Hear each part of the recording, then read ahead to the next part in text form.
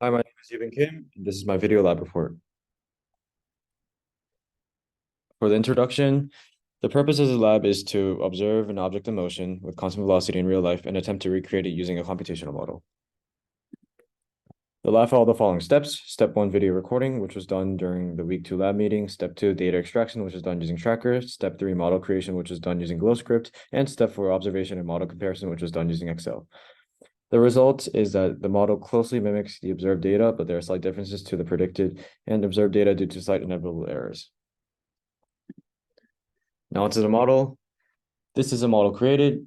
The graph is a time versus position graph in which the x-axis represents time and the y-axis represents position. The orange line represents the data from observation, and the blue line represents the computational model. The two lines are overlaid to compare the two.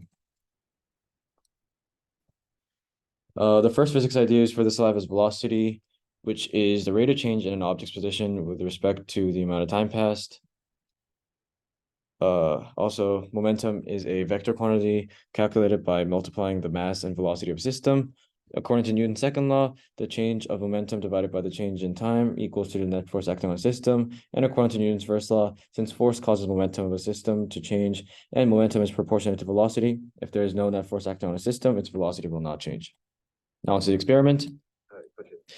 For the video recording part, a video of a cart rolling over rails was recording during the week 2 lab meeting, and a ruler was placed next to the rail to use as a reference.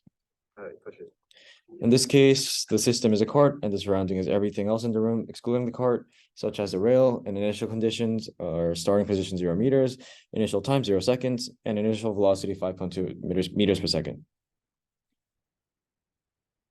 Afterwards, Tracker was used to extract the position, object's position and corresponding time.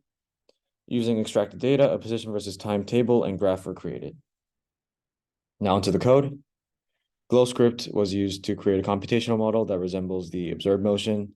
Assumptions that were made to create the model were first, mass of the system, 0.5 kilograms, which was according to online sources. Secondly, net force acting on the system, 0 newtons.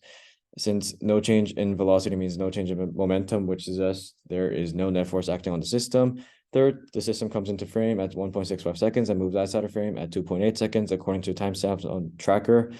And lastly, velocity of the system, 0.52 meters per second, which was calculated by doing distance over time. Line 32 was changed for the mass. Lines 36 and 60 were changed for velocity. Line 39 was changed for start time. Line 49 was changed for end time.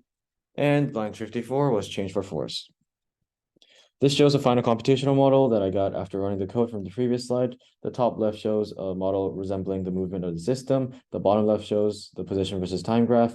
The top right shows the velocity versus time graph. And the bottom right shows the precise positions of the system as time increases by 0.01 seconds at a time.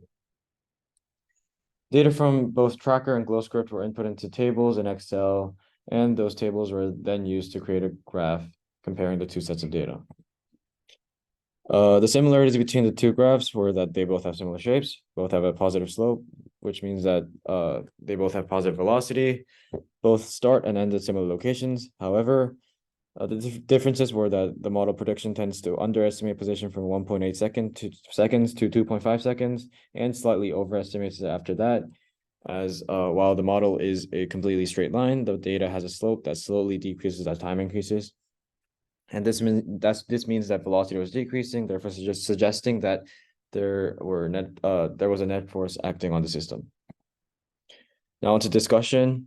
The possible room for error were unstable recording, inaccurate clicking on Tracker, bad video quality, net force acting on the system being non-zero, as friction and air resistance are inevitably present, and there is no force to counteract that.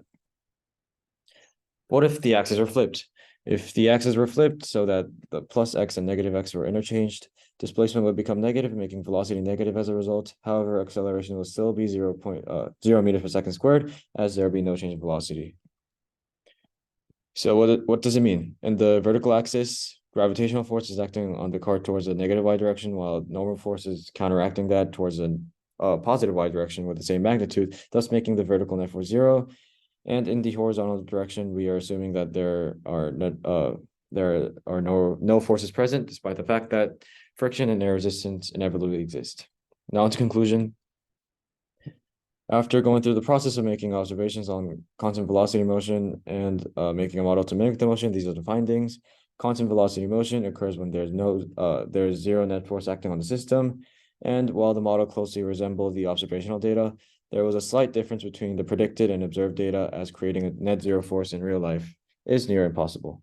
Thank you.